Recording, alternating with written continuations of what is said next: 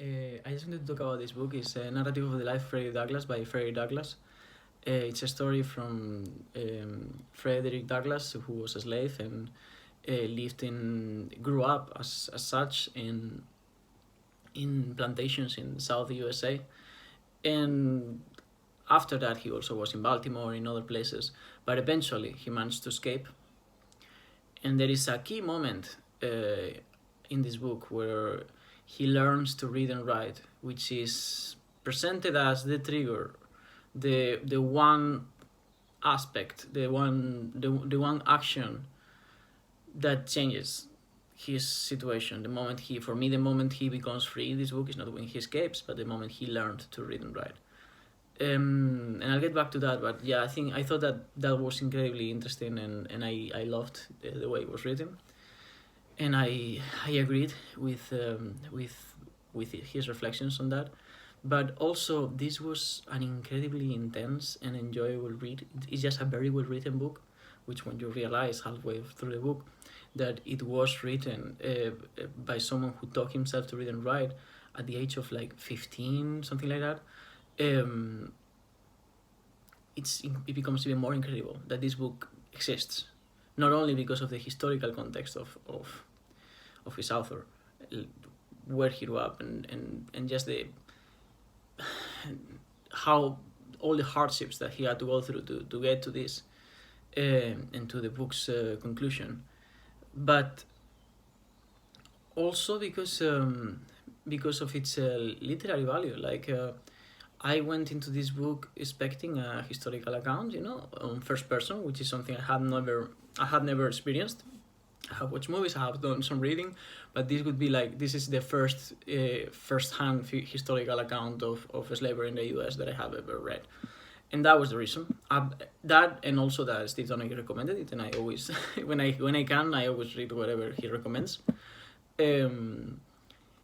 So yeah, I guess I was here for information, and I got so much more than that.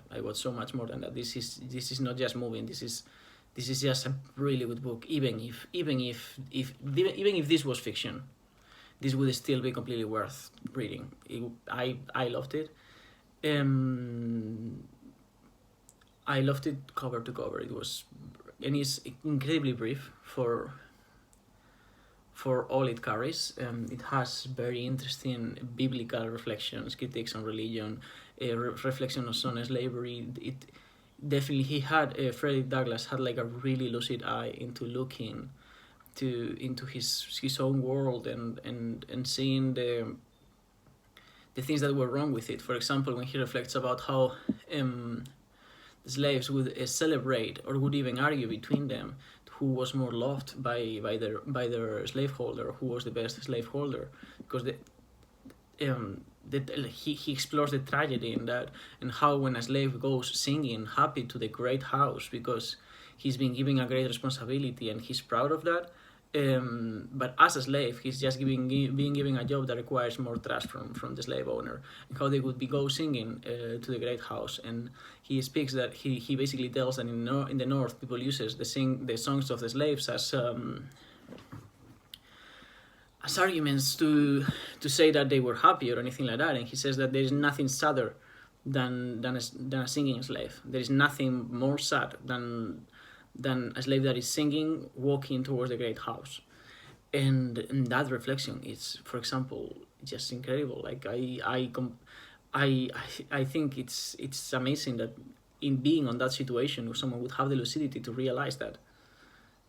Because obviously, retrospectively, everything is obvious and easy to see, or one would expect when you look at it retrospectively. But even then, not only I didn't read this alone, I also read it with a friend who's way more familiar with this kind of literature, and for some reasons he had never got around to read this, and even she found loads of stuff that you would expect this to be, yeah, sure, it's another 12 years of slavery in a book. No, not at all.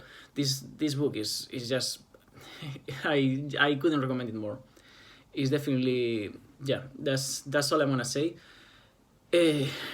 In terms of its value, I think it's not only important, not only if you're an American, because wherever you are from, you either are from a lineage of slave owners or from slaves. There's some history in every country of some kind of slavery or another.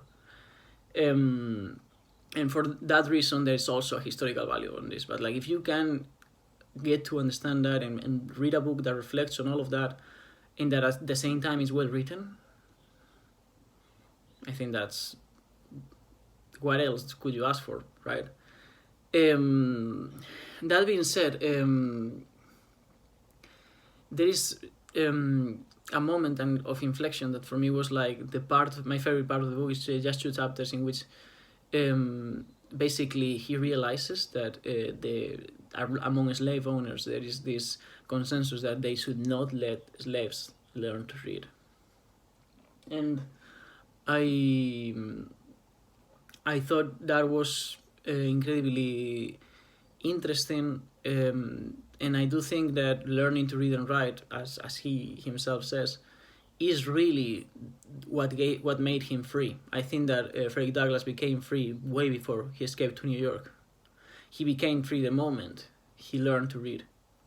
The moment he learned, he acquired the tools to reflect about his situation, and was able to articulate his ideas about his identity, about his position in the world, and about what he was willing and not willing to accept. The moment he said, I don't care what they do to me, but from now on, whenever anyone hits me, I will hit back. There is a moment of inflection, and it's that. And I thought that was amazing. So I'm just going to read a passage from that part of the book, and I'll leave you to that.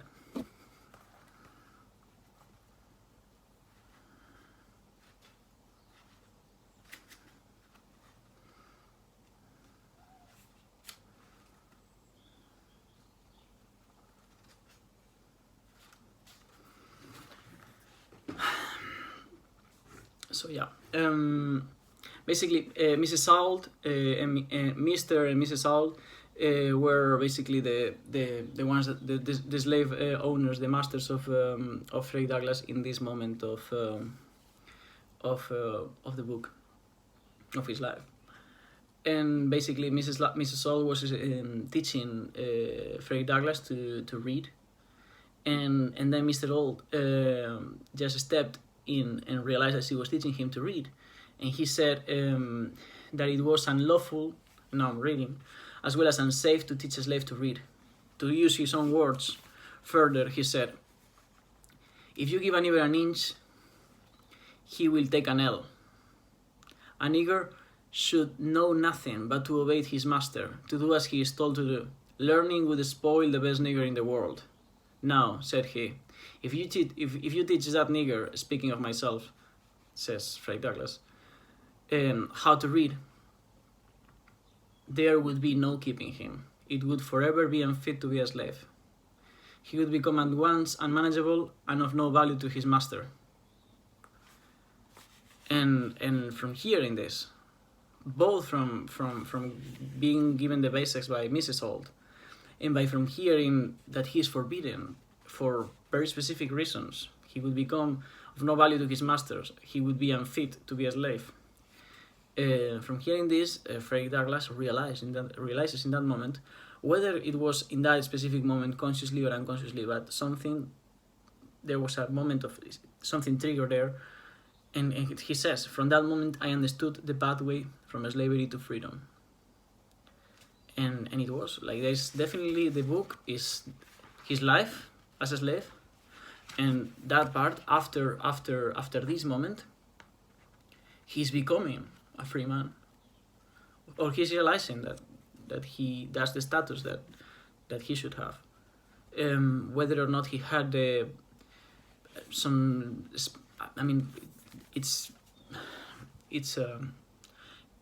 it's very sad to think how many people just didn't have the chance, or he attributes this to Providence, even though he's very I think he is religious. Reading the appendix, he clearly states that he is some kind of Christian.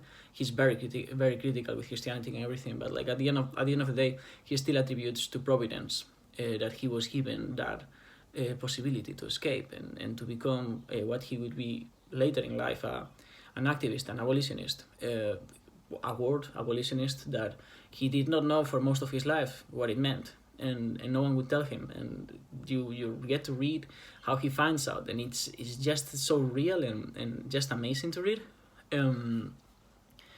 But yeah, whether or not he had some special strength or not, I don't know, but I think that it is that single, like, everyone has the determination to be free. That's, I think it's in anyone's nature. But he got to hear, he was giving a course. Okay, now I know how to achieve that. And in the moment he heard that, he held onto it, and it became inevitable.